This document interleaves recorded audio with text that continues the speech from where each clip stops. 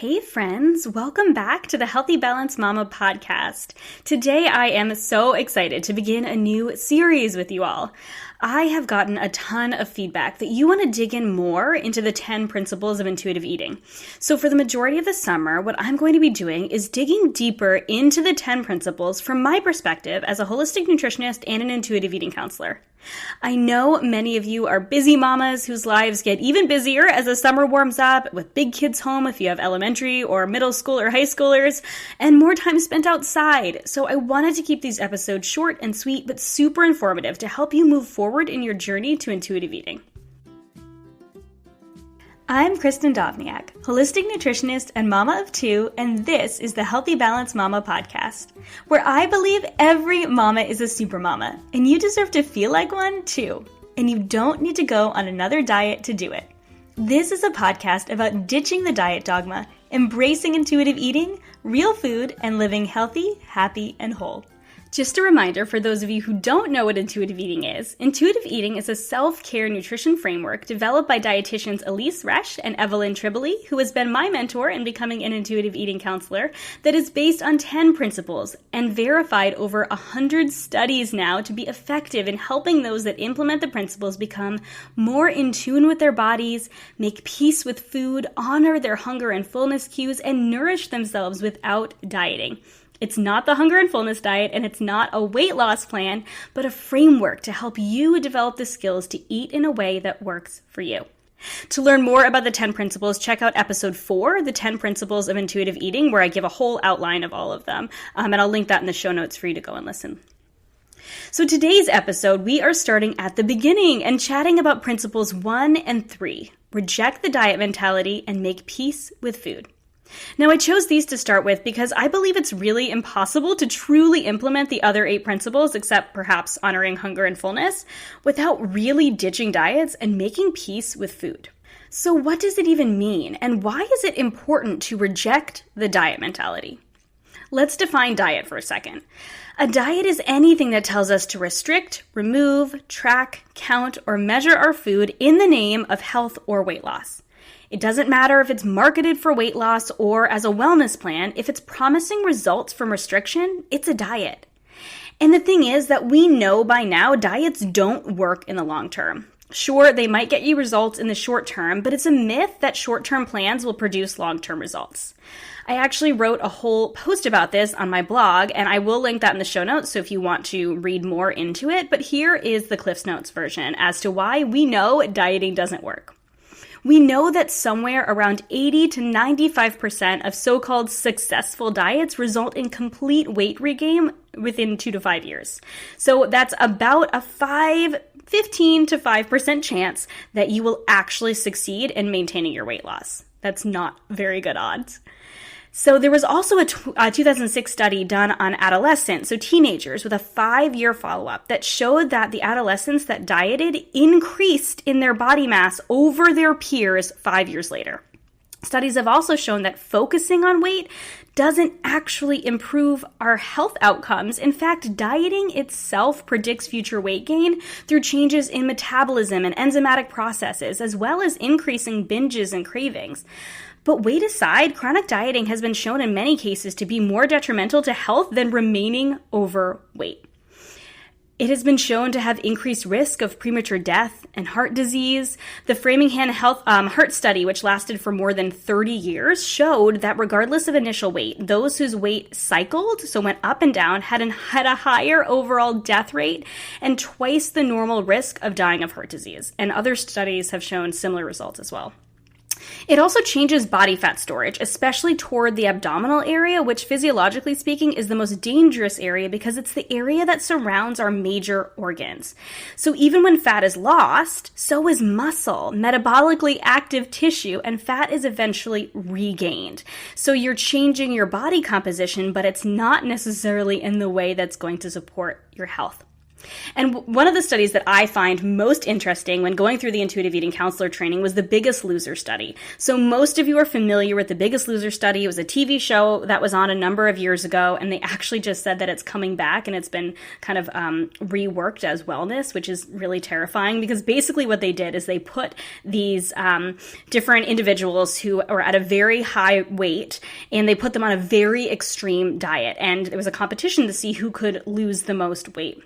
And a 6-year follow-up of these candidates showed that not only was weight regained post-loss, post-show, but their resting metabolic rate was lowered. So the amount they could eat on a daily basis, even though they gained weight back, was lowered. So they could eat less, but it was easier for them to gain weight back. And they had increased cardiac risk. So they were actually no healthier for all of their efforts to lose weight. I will link to a lot of the studies that I mentioned in the show notes if you want to learn more, if you're a nerd like I am and you want to dig more into the studies. But the whole point here is that there's a lot of evidence pointing to the fact that not only do diets not actually last long-term, 15 to 5% chance is not a high chance that you will actually, maintain the weight loss if that's what you're going for, and they don't actually make us healthier. And the thing is that our bodies and our brains are hardwired to react to dieting, to restricting, even those that are less extreme, because our bodies want to be nourished. It's a survival mechanism to fight back against dieting. Our bodies are incredibly intelligent, and they associate deprivation with starvation. When we are depriving ourselves of food, our appetite hormones increase, and our bodies compensate for what they think is starvation by slowing our metabolism, like I was talking about in the Biggest Loser study. It makes a regain of weight easier and weight loss harder in the future. These are called compensatory mechanisms. And basically what our body is doing is fighting to regain lost weight. And there's actually a study done that this can last for up to a year post-weight loss, which is putting us at war with our bodies trying to fight to stay in that weight loss that we worked so hard at. So what dieting and restriction of any sort causes is what intuitive eating refers to as diet backlash. Every time a diet fails, so to speak, we deem ourselves the failure and we punish ourselves, usually by veering completely in the opposite direction and overindulging or even binging on the foods that we deemed unhealthy or bad. And we're back to where we started, and the cycle continues again and again.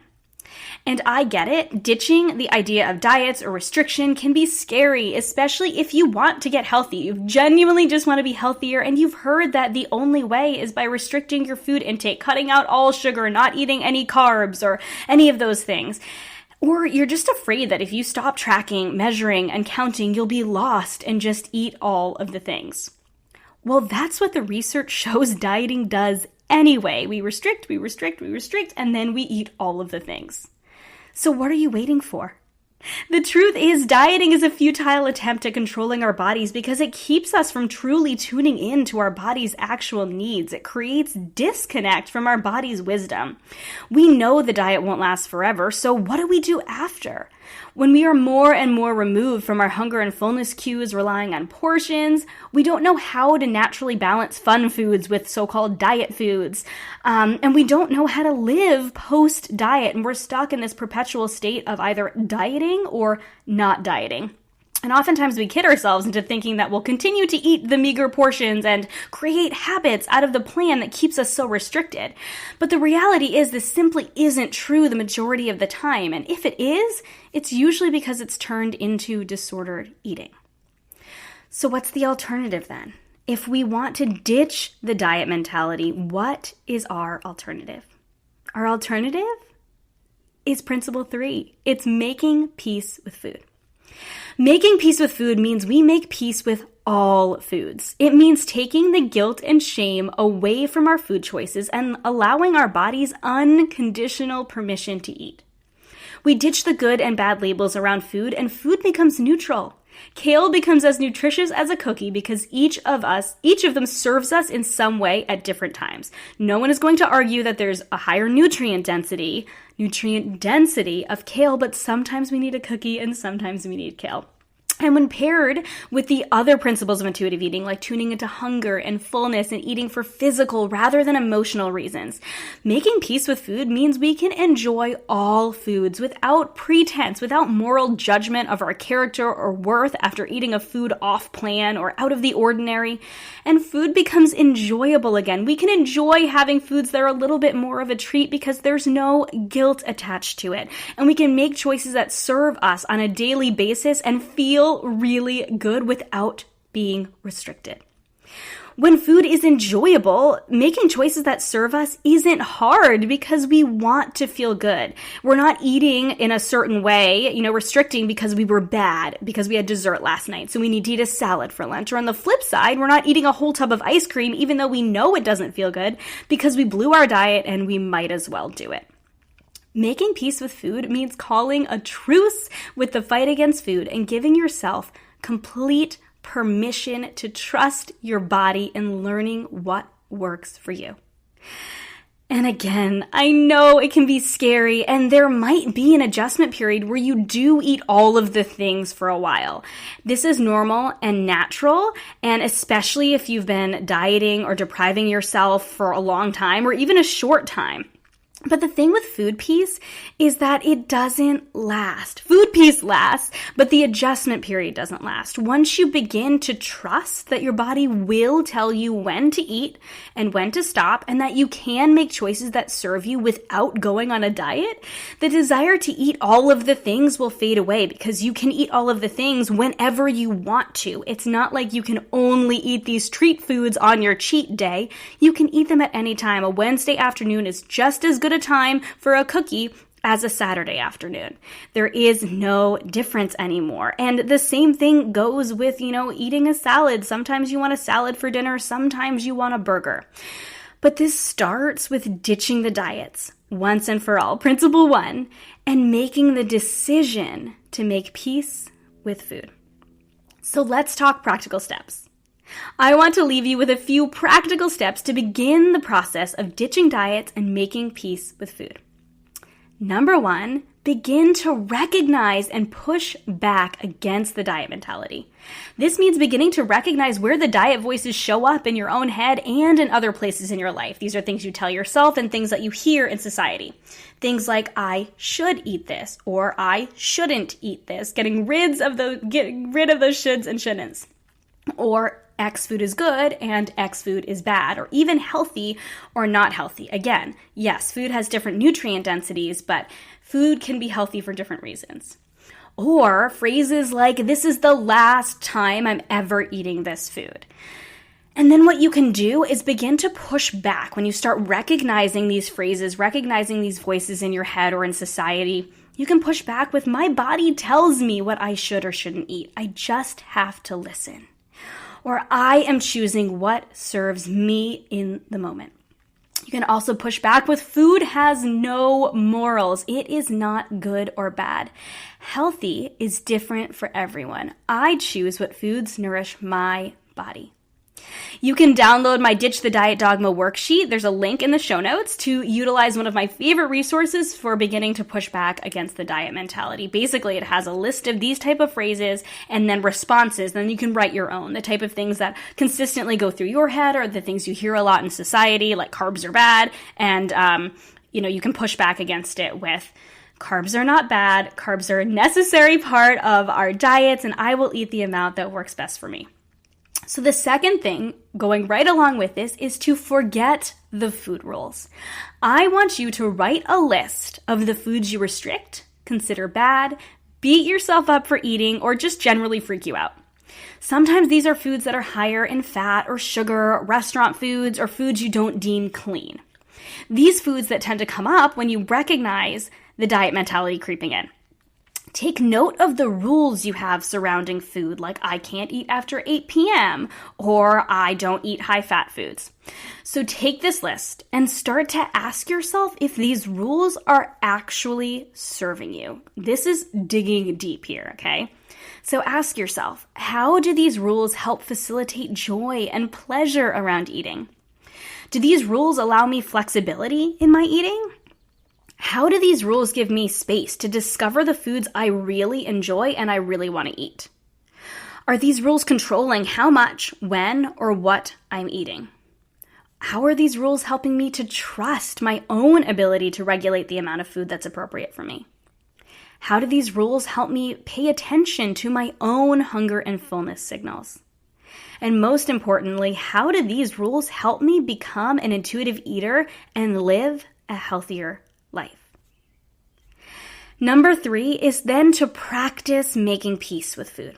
Begin by practicing choosing the food that you really want to eat without judgment, and then eat it. I know this can be hard if you're still working on that diet mentality and the food that has once been forgiven. Remember, there are no forbidden foods. Food is not good or bad. You will never find what works for you if you don't first allow yourself to eat all the foods and determine what feels good and what doesn't. Friends, I am so excited about the kickoff of this summer series. I hope you found this helpful. Please shoot me an email if you have follow-up questions. I would love to do a Q&A episode at the end of the series answering your questions. And don't forget to tag me on Instagram and Facebook with the progress you're making towards intuitive eating, towards ditching the diets and making peace with food. I love to hear from you. Remember, I am always here for one-on-one intuitive eating and nutrition coaching. Shoot me an email, chris@healthymamakris.com, or head to my website, healthymamakris.com, to book a free 45-minute discovery session to decide if working together is the next step in your food freedom journey.